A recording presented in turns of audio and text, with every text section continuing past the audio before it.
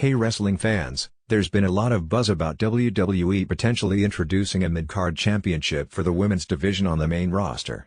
While this is an intriguing idea given the talent depth on SmackDown and Monday Night Raw, the key to a successful women's division isn't just adding another title, it's about creating meaningful storylines that elevate the entire roster. Currently, WWE has two singles titles and the tag team titles for the women's division. These belts are held by top performers like Bayley, Liv Morgan, Bianca Belair, and Jade Cargill. Introducing a mid-card championship could provide more opportunities for other talented women such as Tiffany Stratton, Lyra Valkyria, Naomi, and Nia Jax.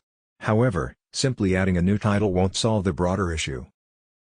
The women who would likely compete for a mid-card title are already getting significant screen time. What's missing are compelling storylines that don't revolve around championships. In the men's division, we see numerous angles involving top talent without any titles involved.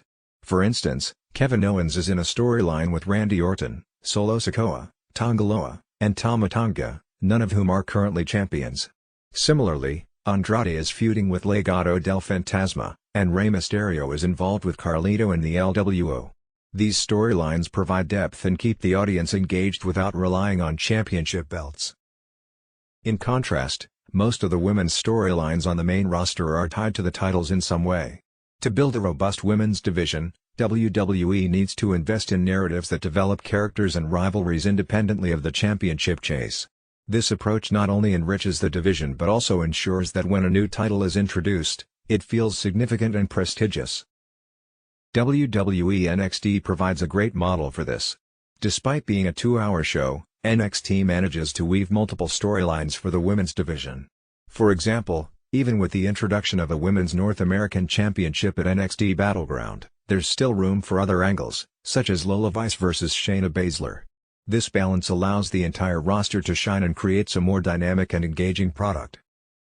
The adage that a person makes the title, not the other way around, holds true here. For a mid-card championship to be successful and valuable, WWE must first dedicate time and effort to building up its women's division outside of the title picture.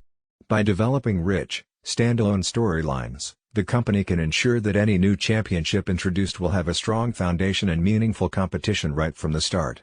Thanks for tuning in, wrestling fans.